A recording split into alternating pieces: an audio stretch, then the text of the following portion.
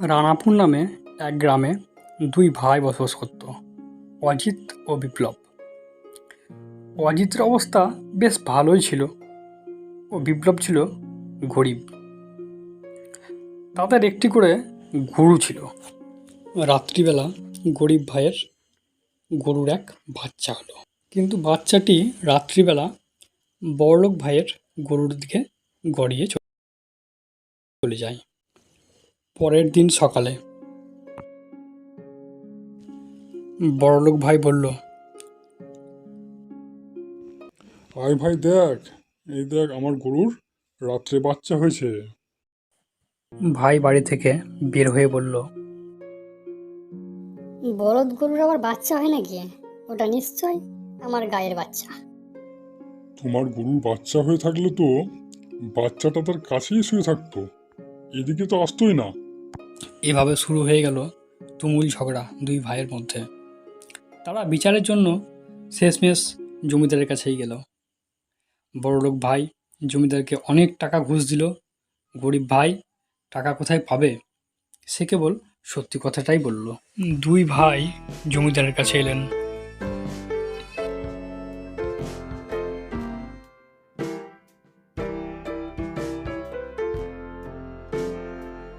নমস্কার জমিদার মশাই, আমরা কেন এসেছি সেটা তো আপনি অবশ্যই জানেন। হ্যাঁ, সেসবই তো ঠিক আছে। তোমাদের দুজনকে তিনটি প্রশ্ন করব, সেই প্রশ্নের যথাযথ উত্তর তোমরা দেবে। কোন জিনিস সবচেয়ে দ্রুতগামী? পৃথিবীর মধ্যে সব থেকে ভারী জিনিস কোনটি? একটু ভেবে নিয়ে জমিদার মশাই আর একটি প্রশ্ন করলেন। ও আরেকটি প্রশ্ন হলো, কোন জিনিস পৃথিবীর সব থেকে নরম? জমিদার মশাই তাদের দুদিন সময় দিলেন ভাবতে। তৃতীয় দিন সকালে 10টার মধ্যে আমাকে এই প্রশ্নের উত্তরগুলো দেবে। ঠিক আছে, বেশ, এবার তোমরা আসতে পারো, আর তোমাদেরকে দুদিন পরে এসে আবার কথা বলবে। বড়লোক ভাই ভাবতে ভাবতে বাড়ির দিকে গেল। স্ত্রীর কাছে গেল পরামর্শ চাইতে। স্ত্রী তাকে আদর করে বসিয়ে জিজ্ঞাসা করলো, তুমি অমন মুখ ভার করে আছো কেন? রাজামশাই আমাকে তিনটি হেয়ালি জিজ্ঞেস করেছে, মাত্র দুদিন সময় দিয়েছেন জবাবের জন্য। কি হেয়ালি শুনি? প্রথম প্রশ্ন হলো, পৃথিবীর মধ্যে সবচেয়ে দ্রুতগামী কি জিনিস? এ আবার কি হেয়ালি? রয়্যাল বেঙ্গল টাইগারের মতো দ্রুতগামী আর কিছুই নেই। এমন ছুটবে যে হরিণকেও ধরে ফেলবে। পৃথিবীর মধ্যে সব থেকে মোটা কি জিনিস? আমাদের পাশের বাড়িতে শুয়োরের ছানাটা যা মোটা, কি বলবো। 2 বছর বয়সে এমন মোটা হয়েছে যে উঠে দাঁড়াতেই পারছে না। আর তৃতীয় প্রশ্ন হলো, পৃথিবীর মধ্যে সবচেয়ে নরম কোন জিনিস? ও, এ আর শক্ত কি? পালকের বিছানার মতো নরম আর কিছুই নেই। গরিব ভাই কাঁদতে কাঁদতে বাড়ি গেল। বাড়িতেই ছিল তার ছোট্ট মেয়েটি। এই মেয়ে ছাড়া তার আর কেউ ছিল না। বাবা, তুমি কাঁদছো কেন? হায়, কাঁদবো না তো কি করবো রে মা।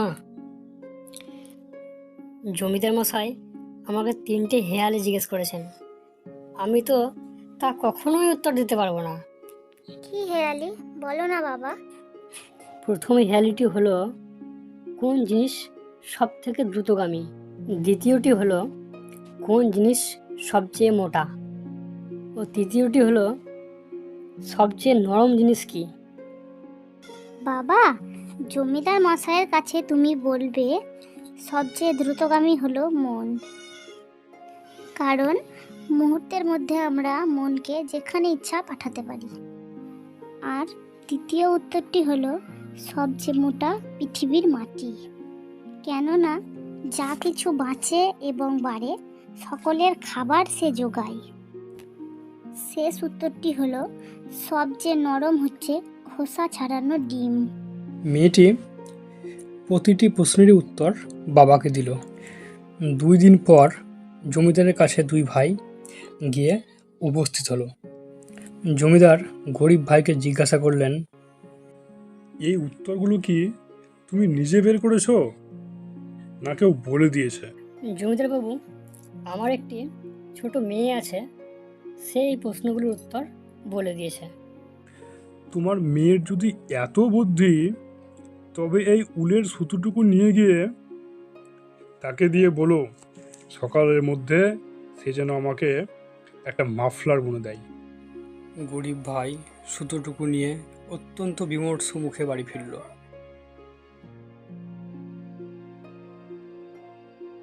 বাড়ি এসে সে মেয়েকে বলল, বড়ই বিপদের কথা রে মা, জমিদার মশাই বলেছেন সুতোটুকু দিয়ে তুমি তাকে একখানা মাফলার বুনে দেবে সকালের মধ্যে। মেয়ে বলল। ভাবনা নেই বাবা। তারপর সে তার বাবাকে কিছু বাঁশের খুমচি কেটে নিয়ে আসতে বলল।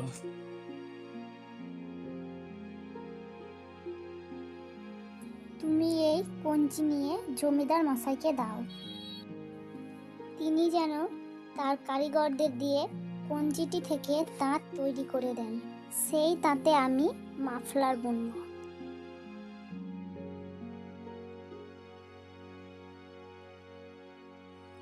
গরিব ভাই জমিদারকে কঞ্চিগুলো দিল এবং মেয়ে যা বলেছিল সেই কথাগুলো সব জানালো।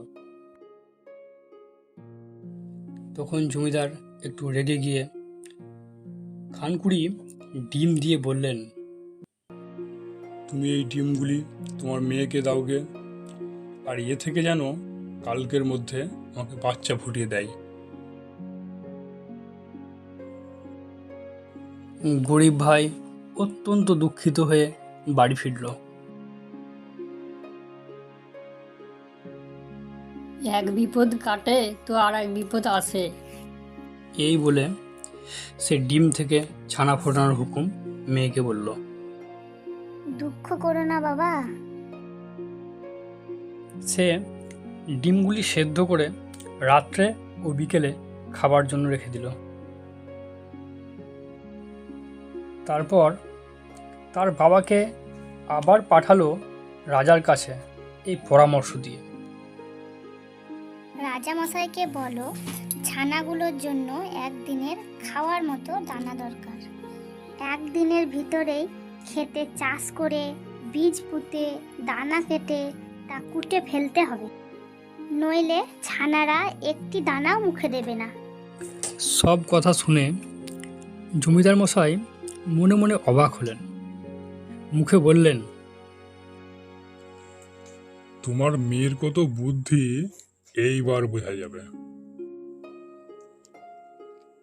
তাকে বলো কাল সকালে এখানে আসতে, কিন্তু একটি শর্ত আছে, আমাকে কোনো উপহার দেবে না, অথচ দেবেও। গরিব ভাই ভাবল, হায় হায়, এমন বিদঘুটে কাজ কি আমার মেয়ে করতে পারবে? সবই গেল রে, সবই গেল। কিন্তু মেয়েটি বলল, বাবা কিছু ভেবো না, তুমি বাজার থেকে একটা জীবন্ত পাখি কিনে আনো। গরিব ভাই বাজার থেকে একটি পাখি কিনে নিয়ে এলো। পরের দিন সকালবেলা জমিদার বাড়ি গেল মেয়েটি।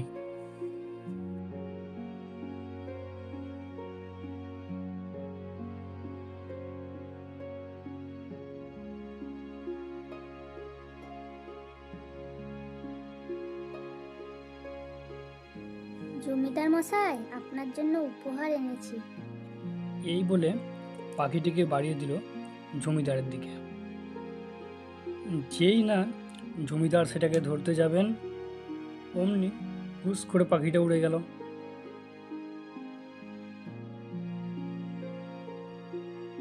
ঠিক তাই করেছো তুমি।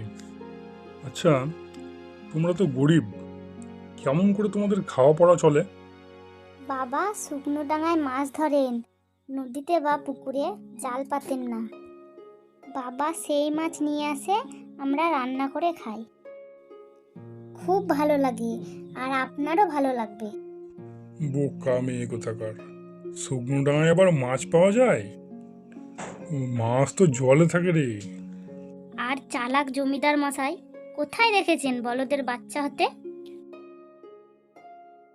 জমিদার মশাই নিজের ভুল বুঝতে পারলেন। তখন জমিদার মশাই খুশি হয়ে গরুর বাচ্চা ফিরিয়ে দিলেন সেই গরিব ভাইকে এবং বললেন আস্তাবল থেকে বাড়ি যাওয়ার সময় তারা যেন গরুর বাচ্চা নিয়ে যায়।